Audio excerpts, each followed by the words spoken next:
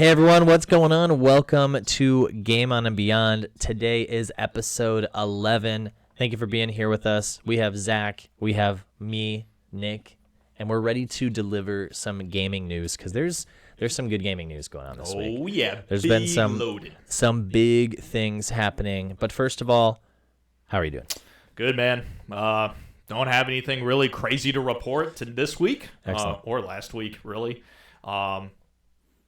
The only thing I can really say is that if you haven't played Clair Obscur yet, you probably should, because Expedition 33 is the game of the year. No doubt about it. It just sold 2 million copies. 2.5, actually. So, what are you doing, you nerd? That's insane. Go play it. So you're calling game of the year right now for Clair Obscur? Yeah. That's just mine right now. But right now, game of the year right now. But when Tony Hawk Pro Skater 3 and 4 remake come out, dude, that's going to be... I'm going to be on that. There's going to be a lot of contenders for Game of the Year, and with some of the news later about Grand Theft Auto, that's going to leave the door wide open for some new contenders. For sure. Yeah. I'm excited. What about you, man? Everything okay? Doing well. It's been a pretty good week at work. Been able to sneak in a little bit more time into Elder Scrolls 4 Oblivion. It's been a fun kind of experience, kind of getting lost in the world. I feel like I'm making no progress, which really isn't a bad thing. It's just like there's so much stuff in the world. So really impressed there. I've been playing some Helldivers. Been playing a little bit of Destiny because they have that Rights of the Nine stuff that just came out Tuesday. Yeah. When they announced some of the new content. How was that? It's okay. It's like a dungeon rush mode with new rewards and things of that nature. Oh, gotcha. So it's pretty cool. So far, I don't want to rant too much about Destiny 2, but they did a similar event before a big content drop last year when they did Into the Light right before what was the last thing called? The last expansion, Lightfall? No. The Final Shape. The Final Shape. Jesus, I can't believe I'm forgetting that. But anyway, good job, Bungie. So right before the Final Shape, they launched like an update to the game that introduced their kind of like almost like a tower defense roguelike mode where you just fought waves of enemies, which was pretty cool. Oh, neat. And they did something similar with Rights of the Nine. It's okay. I don't play a lot of dungeons. I don't have a lot of friends in Destiny, so dungeons, I never play them because I don't have people to play with. Sure. Anyway, so for Helldivers, though, sounds like some new content's going to be dropping soon. I think they're going to be doing an announcement like tomorrow or Friday, possibly. I almost destroyed my phone there, guys. You know what you should do when we do the final edit for this episode? When you throw it, you should do like a sound, like breaking sound effects, like something like, or like Master Shake. There's like an explosion. Yeah, I was thinking like maybe I'll do like an explosion like on the side or something. That'd be hilarious. Anyway, so there's some cool stuff coming out for some of the games I've been playing. I'm really looking forward to Elden Ring Night Rain. We'll talk about that a little bit towards the end. Cool. They just released a 10-minute gameplay overview that I watched the other day. Oh man, it just got the hype flowing. So I'm majorly excited. Pumped. So let's go ahead and jump the heck right into the news, starting with some Nintendo stuff, if you want to kick it off. Yeah, so Nintendo Switch had their update this week. It's like 20.0.0.0.0 point something. Essentially what it did is just added more the virtual card system, Switch 2 compatibility, and a little bit more. So, basically with the virtual cards, essentially, you can now virtual games are now like game cards. So basically you can take it from one Switch to another that you own, essentially, that's on the same account, as well as if you're in a family account now, you can share with your family, which is really cool. I see that, the little virtual share cards or the virtual game cards. Yeah. So I love that. Looks like they've added pretty much it's a lot of compatibility stuff with the Nintendo Switch 2. Excuse me, making it easier to switch from the Switch 1 over to the Switch 2 once you eventually do that, if you get one. Mm-hmm. Yep. And that is basically it. All right, cool. It wasn't... So I looked into more of the game card stuff, and it's pretty simple. Yeah. Like, they made it super streamlined, and it seems like it works. So the next thing, I want to do some testing on my own, but the problem is I don't have a Switch Lite anymore. So I need to figure out like a way where I can like put my account on a Switch and like kind of test that out a little bit more. Okay. But Yeah, and I don't think they changed like the UI or anything just yet. Yeah. I think that's going to be for when the Switch 2 actually comes out. So yeah, pretty big update there. And yeah, Switch 2 compatibility, baby. I love that. Getting ready for the inevitable. Yes. Are you getting a Switch 2? You bet your ass I am. Cool. Day one? No, because I'm not gonna find it. Yeah. That's the thing, and I also don't work at GameStop anymore, so I can't Yeah. pre-order it. It might be, it's going to be interesting. Again, I'm all in on Metroid Prime Beyond. Yeah. However, I'll just probably play it on Switch 1. I'm gonna be honest, man. Like, the main reason why I really want the Switch 2 is for the GameCube games. That's Nice. like the big, like so that's like true. the biggest. I always main forget thing. about that. I mean, Yeah. the thing too for me is that Soul Calibur 2, like the GameCube version, our buddy Drew and I used to play that all the time. Yep. So the fact that they like brought that back, which is the most exciting and like the most wasn't expecting it more than anything. Yeah. So I was very surprised about that, which is great. And there's like big rumors going around that there might be a Wind Waker HD coming for the Switch. I think so. They are, aren't they? I don't think it's confirmed yet. But it's part of the GameCube library. Or you're saying there's actually like a Switch 2 like remake or remaster. Oh man. I think it's gonna be like yes. So you know how like Nintendo, they still cover their previous systems when their newer systems come out, kind of like how PlayStation, Xbox do it. Yeah. I think that's what's gonna happen eventually. I think it's just gonna be like a Switch 1 game, and then they're gonna then you can buy it for the Switch 2. Like they'll do I forgot what they call it, like an enhanced game, like they're doing with the Breath of the Wild and the other one. I hope so. That'd be awesome. Enhanced, pay $80. I would love to have no loading screens. That's for sure. That'd be pretty cool. I love the art style of that game. Do you know if the Switch 2 has an SSD in it? It's not an SSD, is it?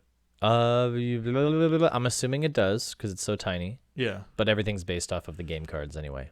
Oh, that's right. Yeah. So it's got the SD cards. So either way, I think it does. It starts with like 256 gigs, right? I believe, and I it's think a solid state drive. And I think they sell the. And then you have the expansion cards, the actual micro SDs. Dude, you can put up to like I think 1 terabyte or 2 terabytes on. I mean, there's a lot of storage available on those little guys nowadays. That's awesome. That's pretty cool. Lots of storage, and then the virtual card system will be nice to be able to share your games around with family members, or with your other Switch consoles. I was thinking. Well, we'll talk about this a little bit later. I was thinking like if you want to split, we can do like a family plan. Split. We'll talk about it. Yeah. We'll do We'll do a back alley deal after this. Yes, we'll handshake. Excellent. So, speaking of back alley deals, we have Gearbox Software's next. It sounds so perverted. It wasn't a back alley deal. We had a state of play that we had talked about last week that was coming up, dedicated just for Gearbox's looter shooter, Borderlands 4. Did you watch it at all? I did, yes. Okay, cool. What did you think about the state of play, first of all? So the state of play, I like that they're shorter. I like that it was short. Yep. It was really nice. It was to the point. I still don't like Randy Pitchford. For some reason, he reminds me of like a teenager. And he, in a way. Like, I don't know. He just, I don't know. Anytime you have a group of, this is just me being cynical, so I'm sorry for our fans out there that are like, why are they so negative? Anytime you have a group of your employees sitting out there like clapping for people, I just imagine like people with like guns behind their heads saying like, you better fucking clap. otherwise you're gonna fucking die. You know? True. Dude, that's so funny. None of that stuff ever comes off as genuine to me. It just seems like fake hype. Or they're like, I'm gonna get, okay, Tina, Bob, Derek, get over here and clap for this fucking video I'm doing, and if you don't, you're fucking fired. And like Randy's just yelling at everyone at the office. Dude, yeah, man. So I'm sure that's not the case, but to answer your question fully, it looks cool. Like the game looks awesome. I love that there's like a lot more traversal in it with like the what is it I want to say it's like a web shooter, but it's more like there's like a grappling hook. A grappling hook. Yeah. It looks a little bit more fast paced. That's one thing I really picked up myself. There's more, like you said, when it comes to traversal, you have a speeder type vehicle that you can kind of generate, very similar to Destiny's Sparrow. Mm-hmm. You just kind of generate it, fly around the map, and then you can kind of like jump off of it and leave it, and then just regenerate it whenever you need to. So I definitely agree. A very huge open world. The game takes place on Kairos, which is a secret world hidden away for thousands of years by the Timekeeper, which is Borderlands 4's main villain. So it sounds like, according to Randy Pitchford, they're going back to kind of a grounded story. Big complaints for the last game were that the villains just felt very like wacky. Like everything's wacky in this game. That's kind of the point. Yeah. But almost like too much quippiness and modern day kind of humor in a game that isn't modern day. Yeah. You know what I'm saying? So Yeah, makes sense. I think it's going to be interesting to have a different type of villain, a central villain, and then a whole new world that looks massive and explorable. So I agree. It looks very fast paced, lots of sprinting. Lots of quick traversal with the grappling hook and the Sparrow. It's not called the Sparrow. It's called something else. I was excited about the, what did they say? There was like 8 different foundries that created weapons. I think so, yeah. So each foundry has different attributes and things of that nature that the weapons can do. So there's a lot of changes to mechanics, weapon slots. The 4 Vault Hunters, I think, were all brand new as well. Mm-hmm. So I think there's 2 more too, right? oh, is there? I think they're adding 2 more as well. Okay, that would be awesome. I think. I might No, be wrong. I'm all for that because the character models themselves looked cool, and then the abilities looked really cool also. Yeah, So absolutely. I think they showcased a lot of really cool stuff, and the fact that it's coming out a week early, that's Yeah. a nice surprise that we talked about last week as well. So I have to say I have to eat my words a little bit because last show I was like shitting on Borderlands and Randy Pitchford. I'll still kind of poop on Randy Pitchford a little bit, but the game itself looks pretty cool, and I think I'm honestly a little more excited to play this than I am for Destiny's new content that they announced. That's kind of blasphemy in a way. Yeah, I know. I feel that especially way. for you. I've never really been into Borderlands, but this looks like a good entry for people who are really into the franchise or even new people. Like, it looks like a really good jumping on point in terms of story and gameplay. So Yeah, absolutely. And to me, when I was watching it, I felt like I could play this solo and like have a good time, you Yeah. know, rather than just because, these games are definitely for a team, I mean, they're for those who want I to think gather it was, around and just is it 4 player fire teams? I think so. Okay. I think it's 2 to 2 to 4 essentially. Well, what was cool is they announced couch co-op for 2 players. Yeah. So I think that's cool right off the bat. Just being able to like hang out with your bud and play Borderlands, not just online. Yeah. Which Yeah. is super cool. So Absolutely. they did talk about, they have all the matchmaking stuff too. So even if you do play solo, I think you can have bot companions or allies that you can invite in. I don't know about matchmaking actually, but I'm assuming they'll have a feature like that. Yeah, I could assume. I would assume they would. They also added back in the ability to replay missions and bosses, so you can like grind bosses for certain weapons and gear. So very it's cool. they're really focusing in on making loot feel important, the gameplay feel fun and fluid, and making you want to continue and replay and kind of live in the world. So Yeah, pretty interested. they definitely said something about how there's not going to be like a ton, like, because I guess in the last game there was like tons of like legendary loot that Yeah. like sprayed out, Yep. and it felt like the weapons weren't really even like necessary a lot of the time. Like nothing felt special because Exact- everything was legendary pretty much. Right. So I think they scaled that back and they made it so like it's earnable as well as random based. I love that. So no, it sounds like they listened to a lot of player feedback, which is always super important. They put out a game that looks similar to what it's been. So again, you have something for the veteran fan base, but then something that new people could jump into and have a great time and not feel like they're behind on zillions of years of lore and things of that nature. So Yeah, for sure. I think that's pretty cool. I don't know if it's a day one buy for me, but it does look super fun, and I think I may end up picking this game up. Cool. That's awesome. Heck yeah. You have anything more to say on that, or you want to move on to the Xbox news? Let's talk about Xbox. Let's talk about Xbox. So, Microsoft announced worldwide price increases for its Xbox lineup. So, your Xbox Series X will now retail at $600, which is a $100 price increase from its previous $500. And that select first-party games will be switching to an $80 price point this holiday. Not just the Xbox Series X either. Their S Series console, their 512 gig system will now start at $380, an $80 price increase, meaning that the entry price is more expensive than it was when we first launched in 2020. Wow. Who do you think would be buying an Xbox Series X? Sorry about that noise. Who do you think would be buying an Xbox Series X for that much money nowadays? I still think people will, Really? but I don't think that many will. Yeah. Because man, the $50 I could understand. Yeah. because to me, I feel like $50 is a good price point to if you're going to up your systems, especially like if you're going to make the price a little bit higher. $50 is a good baseline, but to do it for $100, dude, you might as well just go buy yourself a PC. Because I agree. Didn't Microsoft is like a $3 trillion company, and they just laid off a shitload of people last year, and you're telling me they have to raise the price of their games? You know, is this like this has to do with the tariff stuff? Right? I can only assume so. In my mind, I just think, and again, cynical brain. Sorry, I just think it's a lot of times it's corporate greed. Yeah, I don't 1000%. believe for a minute that they're hurting for money like they say they are. Mm-hmm. Think about this: digital games are mainly where they live in nowadays. You know, there's less money that's needed to produce stuff like that. Consoles nowadays, they're going to be making a crap load of money from consoles, whereas before you wouldn't make anything from them. Yeah. So it's kind of weird. I chalk it more up to like following Nintendo's lead. Oh yeah. Which again, 1000%. they're doing it because of tariffs, but I don't know. I think it's just money. Yeah, 1000%. We need it. Well, and man, the $80 thing, I understand that they want to Yeah. compete with Nintendo. I get that 1000%. Like I already expected when they said Mario Kart was gonna be $80. Yeah. I was like, all right, this is gonna happen. Like, people are gonna bump up their games to like $10 or $10 more. I could understand that, and like it is getting a lot. It is taking a lot more money in order to produce these games. It's taking a lot more time. I get it. I understand. But here's my thing: if you're gonna why raise your console $100 when it is literally like in last place? Yeah.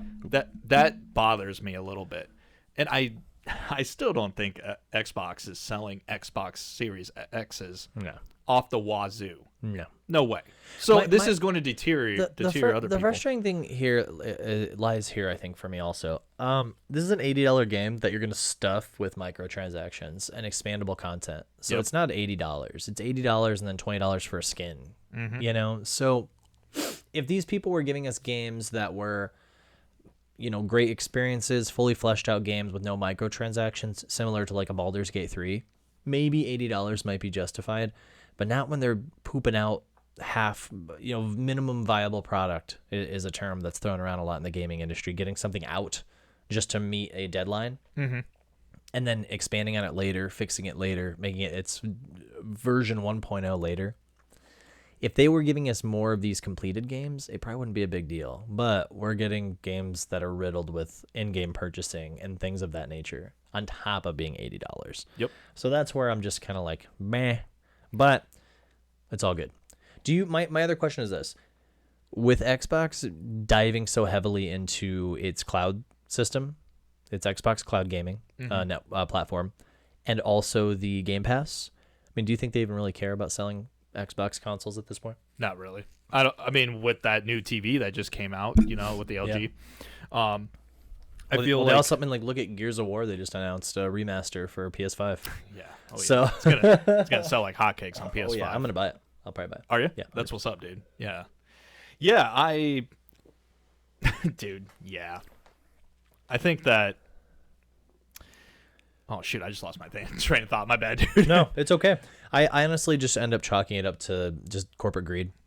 Yeah. But at the same time, I don't think Xbox cares about the console because, you know, you're able to buy an LG TV nowadays that can have Xbox Cloud Gaming, and so you can play your Game Pass games on TV nowadays. Yeah. So I really think Xbox, or I should say Microsoft more specifically, is going to come out ahead through all of this. You know, a buddy of mine I saw said that Xbox is in a sad state, and I don't like just arguing, so I don't really say much, but in my mind I'm like, I couldn't disagree more. Like, Microsoft is positioning themselves to essentially have their gaming everywhere, to be able to play Xbox games anywhere you go. Mm-hmm. And at some point, I'm going to pop open the Xbox Game Pass app on my PS5 and probably be playing Xbox games on my PS5. So yep.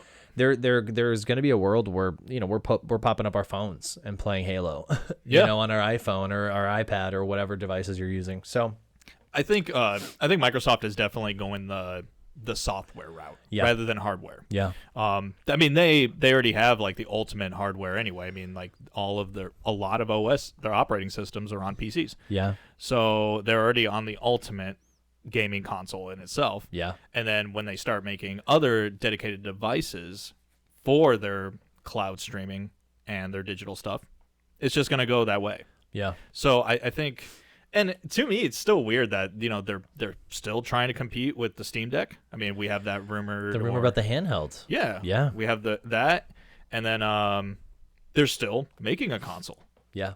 But Yeah. so we'll see what happens, man. We'll see what happens. We'll see what happens. But they're definitely, I think, positioning themselves to come out the software winner. Yeah. If not, I don't think I don't think much about console wars anymore. I feel like that's not really a thing.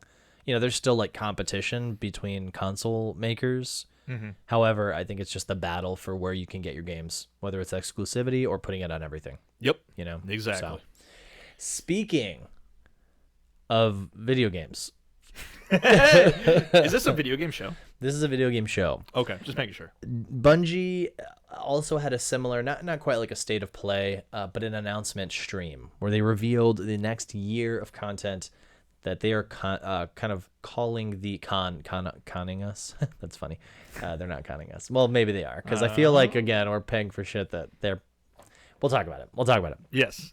So they announced the next year of content called the Saga of Fate. So for the last 10 years of Destiny, we've been playing the Light and Darkness saga. That ended with the final shape. We've all been wondering what the future held for Destiny 2, and it looks like the Fate saga is what's next. Now, what's the Fate saga? I don't fucking know. Oh, right. So they didn't even explain much about They it. pretty much announced that the 9, which are these kind of enigmatic characters from the lore, are messing with Fate, and that's where some of my criticism comes into play. First of all, some of the stuff you're buying here is like right here, you're buying something called the New Land Beyond, which is a sniper rifle from Destiny 1. So part of the pre-order bonus for this game is a sniper rifle that you got in the game 10 years ago that you're just buying a new version of that you're probably never going to fucking use. Nostalgia. You buy nostalgia. Nostalgia bait. So, long story short, they announced the next expansion for the game, which would be the Edge of Fate campaign, which that's the next expansion title, the Edge of Fate. There's a new raid. There's a rewards pass similar to a battle pass. There's a huge update coming to the game. That's going to be a free update right before all this drops. And then, of course, a bunch of pre-order exclusives. There are the next phase after that. They're calling the Renegades, I guess. So essentially, you have the Edge of Fate, you have Renegades, and then between that, there's smaller software updates. So there's essentially a big update and then 2 small seasonal type updates. Big update, 2 small seasonal updates. There'll be a raid and a dungeon in each one, it sounds like. So is that like the Act 1, 2, 3 type? That's the thing. They're kind of going away from the story method. Oh, okay. Yeah, they've been changing up their models for the last pretty much since the final shape came out. They changed up their format, but now they're kind of changing it up again. Okay. So it seems exciting. I'm a little torn. A lot of this stuff is centered around some kind of collaboration Bungie's doing with Star Wars. So, for example, part of the pre-order bonuses are these Darth Vader skins you can get for your character, Kylo Ren, not Darth Sidious, General Grievous. So literally, you're running around with someone who looks like a stormtrooper or Darth Vader, and doing raids and dungeons and activities and doing story missions looking like Darth Vader. That kind of stuff does not interest me whatsoever. I think Bungie has created some really unique lore that may be inspired by Star Wars, but I don't think it really fits together. It looks cool, it sounds cool, Star Wars is all right, but it feels forced. It feels more of like a Fortnite-style collaboration than something that actually means something to the game. So I was weirdly enough kind of whelmed, I would say at best, by this announcement. I didn't want to go and pre-order the game. I was almost more trepidatious than I've ever been with Bungie content. Like I said, I was more excited about the Borderlands 4 stuff than I think this Edge of Fate reveal. So I'm not going to lie. I can't say I won't play it because I'll probably at least do the Edge of Fate expansion. Yeah. But I don't find myself being that hype for what comes next. I didn't see. There was a cinematic trailer that was very enigmatic, very confusing. It showed a character from the deep lore where, again, new players who come in are going to be like, "Who's that?" oh, it's a random character from a lore book that came out like 10 years ago, you know? Oh, jeez. So, you know, but that's the thing I've talked about before. Bungie needs to do a better job at bringing in new players, and this seems like a good expansion for players who are really, really into Destiny as like their second job, whereas new players are still going to be like, what is this? Yeah. You know? So I'm very curious to see what Bungie's going to do. I mean, Sony is breathing down their neck in terms of development. That seems like probably one of the reasons why they did this Star Wars deal, to just make some like extra cash so Sony won't can their asses. But I find myself being kind of negative about this, and it kind of bums me out. But we'll see what happens. You know, I'm judging a book by its cover. You'll see what the gameplay looks like. But again, it looks very like what a lot of people suspected, which is they're kind of just going to keep pooping out like minimum viable Destiny while they work on Marathon. You know? Yeah, most likely. I mean, I could see that. Bungie's got their work cut out for them. You know, there's been a lot of lukewarm reception to Marathon. There's excitement for this new content, but it feels very like lukewarm. The community kind of feels on some of this stuff. So I wish them the best, but it's going to be an interesting like make or break next like year or two, I think, for Bungie. The thing about the Star Wars thing that makes me kind of feel, I was kind of excited when I like saw a little bit of that, because I was like, man, like in a way, I feel like Star Wars and the Destiny, you know, like lore, not lore itself, but like just the universe. Yeah, it seems like it kind of fits. I mean, in a small way. I think there's definitely homage to it in Destiny, but it just like when there's this much lore, it's like the lore there's no connection at all. You know what I'm saying? Right, like right. It almost pulls you out of the lore a little bit and out of the universe when you're experiencing this crazy Destiny event, but you're like Fortnite dancing as a stormtrooper. Yeah. You know? No, I get that. So it's cool, but it feels kind of like a sellout-y kind of thing. Yeah. You know? I wish they would have done something like, kind of like what they did with the PlayStation crossover that they had. Remember when you could play as like Alloy or like get costumes that were like made? So they did like an Assassin's Creed crossover, and I think they did a like a PlayStation crossover. Yeah, exactly. They also did like a Mass Effect. They've done a lot of like random crossovers like that. Did they? Mm-hmm. Oh, I didn't know they did Mass Effect. Yeah, and see, even that, like there's usually lore attached to ships, and I have the Mass Effect ship. I got it for free. Yeah. It was like a free get for downloading the game or something, and the lore card is just like a ship with ties to another world or something, and you know, it's like it wasn't. There's like part of the cool thing about Destiny stuff is like the stories behind them. And there's no story with fucking Star Wars and Destiny. It's just like, hey, look, I can be Darth Vader and do the Vault of Glass raid.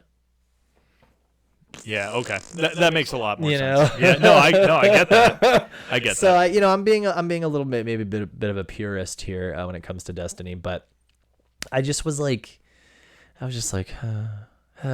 we'll see. Right. I believe they're doing a whole nother reveal stream about Renegades, that second half piece that has that Star Wars kind of connection. Okay. So, you know, I could eat my words, and maybe it's something really cool once they show off some gameplay and some footage. But just the little bit of trailer they showed where people are busting out like Han Solo's blaster. I'm like, Han Solo's not in the Destiny universe. Who gives a shit? Like, ooh, it's Luke Skywalker's lightsaber. Who the fuck is Luke Skywalker in Destiny? You know what I'm saying? It's no one. Luke doesn't know about anything about like the Cabal. 100%. So that kind of stuff always kind of like irks me and feels just like that corporate like hand kind of comes in. Yeah. It's like, hey, put this in your game. It's like, but that doesn't make any sense. Yeah, well, we're gonna lay off your staff if you don't, because you gotta make money. Yep. So you know, it's we'll see.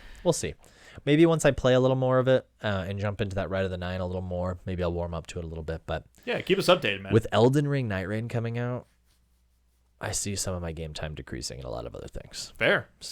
It's exciting.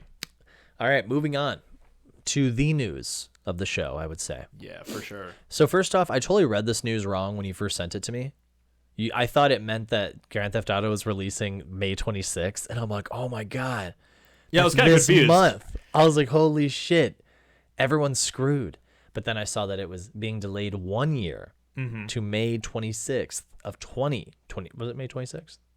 I think May 26th. May 26th, 2026. Yeah. Holy shnikes. So, Dude, wild. 1 year delay. I think there's a lot of developers that are like, launch our games, get everything out this year. Yep. Get everything out this year. So, I think there's a lot of developers that are probably like loosening their collars and like breathing, and not ready to jump off the cliff. Yeah. Obviously, gamers are sad. I think it's kind of a bummer. However, I think it's always good when developers delay games for quality. Yeah, absolutely. So the thing that I liked, which we'll get into a little bit, was that like a few days later, they were like, okay, we're going to drop this next trailer, right? Mm-hmm. And it showed new characters, main characters, as well as like some of the stuff you're going to kind of get into a little bit. Yeah. And dude, it just looks awesome. Is it supposed to be Florida? I think so. Are you in Florida? Yeah. Well, it's Vice City.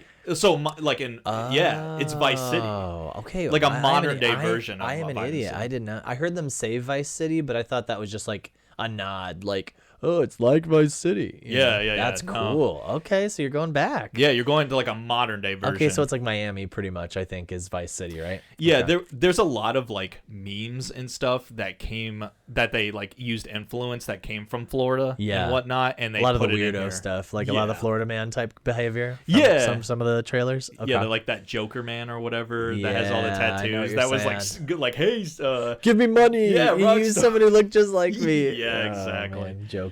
But yeah, man, the trailer was great. It looked good. It did reveal a little bit of the storyline, which I think we had talked about, just kind of like that Bonnie and Clyde, male and female kind of criminals in arms, lovers, kind of making their way through a criminal underworld together kind of game. Yeah. It looks pretty cool. I don't want to say I'm not a fan of Grand Theft Auto. I've never been that much into like grinding it or playing it. Sure.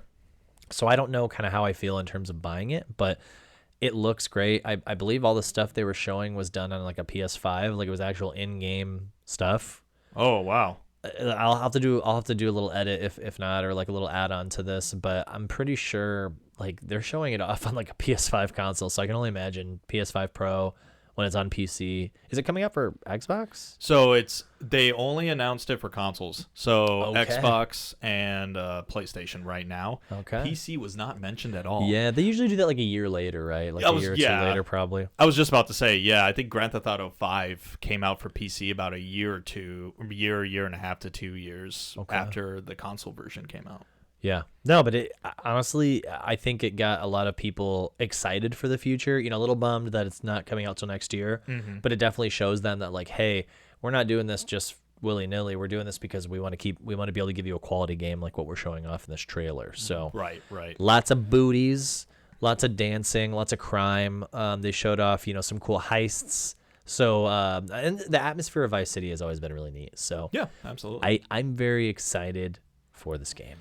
So, but now I can play other things. Yes, so that's the best thing. Right. That's the best thing about that. I was just gonna say now I can actually go through Grand Theft Auto 5 and play through that. Yeah. So that'd be really nice.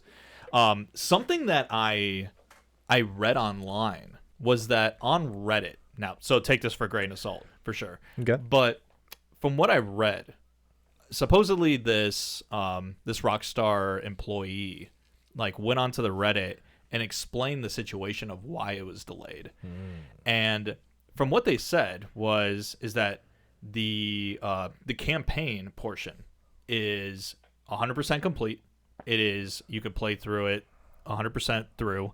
But why they delayed it was because of online. Because the online ain't working not that it's not working, but they want to give that expectation for their people. Yeah. For the that's players. what people are going to be doing.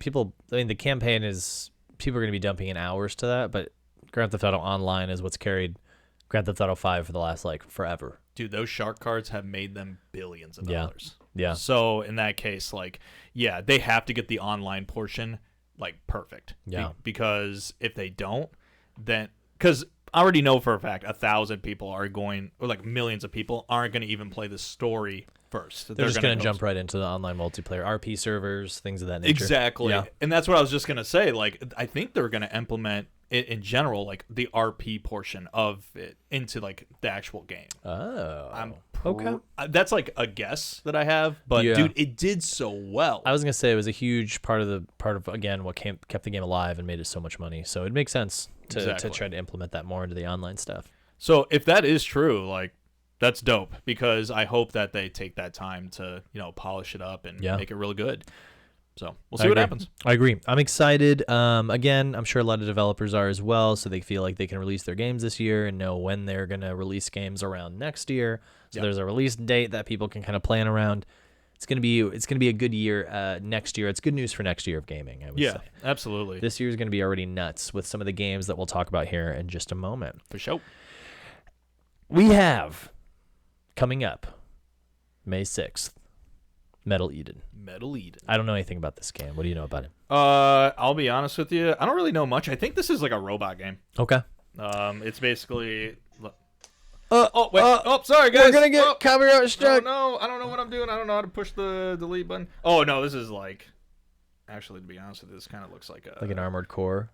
It's a first-person shooter. It's like a sci-fi first-person shooter type All right. game. It looks okay. That shows how much we care about it. But we got Metal Eden coming out May 6th. We got the Midnight Walk coming out May 8th. That's the game that we were talking about. That kind of looks kind of funny. The claymation game, that first-person shooter claymation game. Interesting. It looks okay. alright. Looks all right. Looks alright. What looks more than all right? Doom, The Dark Ages, Big coming Doom. out May 15th. Big D. Big D. Doom. Big Doom. Really excited about this. Lots of new mechanics. The gameplay looks super cool. You got your shield you can throw around like Captain America. You got your like laser dragon that you can fly around. Yep. I mean, it looks great. Yeah, it looks real cool. We got Capcom Fighting Collection 2 coming out May 16th. Yes, the game that's going to be releasing Power Stone 1 and 2, the games that I just don't understand why people love so much. Power Stone. So, I have no idea what that is, but that sounds cool. don't worry about it. I wish I had the It's not a Power big- Stone. It's not you. Onimusha 2, Samurai's Destiny. I'm excited about this. I may Me end up too. picking this up as we were kind of waiting Onimusha 4, right? Is that what it was? Onimusha 4? I think it's Or just is it Onimusha. 5? I think it's just called Onimusha. But it's the fourth main series entry? It's Fifth the main fifth. series? Technically, it's the fifth because there was a fourth one. Yeah. The second one and the fourth one are like considered the best ones. Interesting. Is Which that the one with Jacques? No, that was the Onimusha was the 3 third. with the French guy. Oh, dude, so good. I hope that they bring that. Bring him back. I hope so. I hope so. We got Rune Factory, Guardians of Azuma. You anime nerds, you know Yeah. what this is about. You like to go and plant your stuff and hang out and swing a sword and gather materials and plant Oh, more so stuff. was it like a survival game? It's kind of like Harvest Moon, except it has like, I think has like you can go like underground and stuff and like beat up people or like Oh, beat up just beat up monsters people. and Just beat up people. stuff. No biggie. I love that. It's pretty cool. And then the game that I think I'm most excited for this month, Elden Ring Night Rain, May 30th. Yes, sir. I watched the overview trailer. They showed like I think almost every class they showed, but I did see a few that it looks like they kind of kept on the back burner. They showcased, some of the gameplay mechanics, some of the best practices for the game. They broke it into different pieces that were like, what do you do during the leveling phase? What do you do during the boss phases? What do you do during the Night Lord phases? I'm excited. So I'm usually not into these Souls-like games, but I believe I will probably pick this up day one. Yeah, man. I'm looking forward to hearing your reception of it. Yeah. Or your thoughts at least about it. Yeah. I already know it's I'll gonna. probably be really mad, but we'll see. Oh, most definitely. Yeah. I hate it. Those games, those games make me pretty upset as well. It looks cool. They've added a lot of quality of life stuff that I think will make it feel a little more fast paced and a little more quick than just like a slog of boss battles. Yeah. But it does look super fun, and I'm mad excited for it. I like how it's timed too.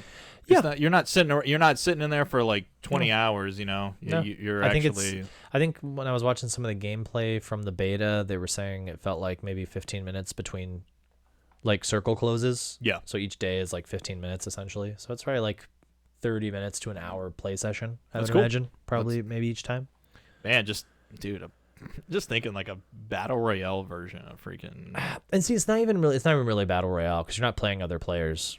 You're technically, it's yeah, all you're it's all right, you're PvE. right. So What I'm thinking of is that Switch 2 one, the Bloodlines or the blood something. I can't remember. the Bloodhounds. No, I don't know what it Yeah, is. I don't know. I want to say it's Bloodlines, but I don't think. Yeah, it is. that one's gonna be. I think there's some single player elements, but that is It's that is all. PvP. That is all. Yeah, multiplayer. Yeah. Okay. Okay. Well, That's what I was thinking. More than anything. and who knows? I mean, if this game is popular, they could very much add in stuff like that, where you're popping in and just taking out party members and teams of players. That'd be pretty cool. But Hell, the Elden Ring in general, like that had PvP. yeah, the little invasions or whatever you do or something like that. Yeah, and then And they there's all PvP arena. I think there was a exactly. whole Yeah, arena, right? I was just gonna say like they added like a free DLC to it where they made it so that you can go to this. There's like a spot. Coliseum or something like that, I think. Yep. Yeah. Absolutely. No, that's cool. So, a lot of cool stuff coming out in the month of May. A lot of interesting news this week. Yeah. Is there anything else you need to cover before we end today's episode? Well, there is one thing I was thinking of. So Call of Duty, for the next game, or I think like the next season or something, there was a big rumor going around that they were tying like certain like guns and certain unlockables that are normally for like free stuff, like free events that were happening, or LTMs. That's what I meant. Limited time events, essentially. They're going to basically close that into where you had to like buy the season pass in order to get that. Just to clarify for those who read that, that was a false leak. Okay. So Call of Duty is not becoming as greedy as many people think. Yeah. It just is already. Yeah. Dude, I was playing a little bit and I was just like kind of looking through the cosmetic store. They have this like chameleon that's like smoking a joint, okay? And he's in this poncho, he's all green, he's looking stoned as hell, and it looks cool. Like it looks great. But I'm not going to sit around and pay $30 for a cosmetic skin, man. That's wild.